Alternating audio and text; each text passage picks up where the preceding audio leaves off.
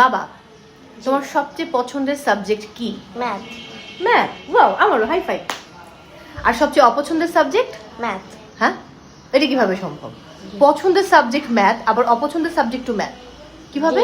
কারণ আমার কাছে মনে হয় এম মানে মেন্টাল, এ মানে অ্যাবিউজ, টি মানে ট্যুর, এইচ মানে হেলদি, এস মানে student. Mental abuse two healthy student. Mental abuse two healthy student. আপনারা কিছু বুঝেছেন? আমি কিচ্ছু বুঝিনি। ওর মাথা থেকে অদ্ভুত সব জিনিসপত্র আসে। তো তোমার কি মনে হয় যে তোমার মেন্টাল অ্যাবিউজ হচ্ছে ম্যাথ করতে গিয়ে? হ্যাঁ, কারণ এটা অনেক নলেজ চলে যায় ম্যাথ করতে গিয়ে। কেন আমরা অন্য সাবজেক্ট করে হলো জীবনে ভালো লাইফ কাটাতে পারি, অন্য কিছু করে। অন্য কি করে? ইংলিশ, সায়েন্স, তো অথবা সায়েন্সে তো ম্যাথ পড়ছে, ফিজিক্স, কেমিস্ট্রি, ম্যাথ। বাট এগুলো বেশি ইম্পর্টেন্ট না। ম্যাথটা খালি ওয়েস্ট অফ নলেজ, অ্যাবিউজমেন্টের মতো জানি না আমি কিছু। আমার কাছে।